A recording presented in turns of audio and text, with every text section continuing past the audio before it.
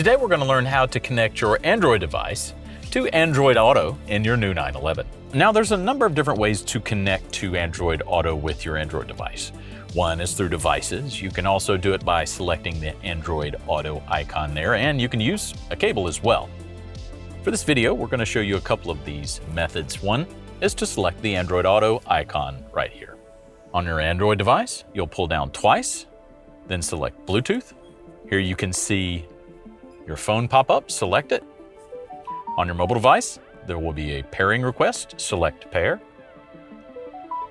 Allow access to contacts, select allow. New device detected. Would you like to connect to Android Auto? Yes, I would. Would you like to allow access to contacts? Select allow. Would you like to allow access to messages? Select allow. And there you go. Now there's another way to connect your Android device to Android Auto, and it's using the cable. Simply just plug your Android device in using the cable. New device detected. Would you like to use Android Auto? Select yes.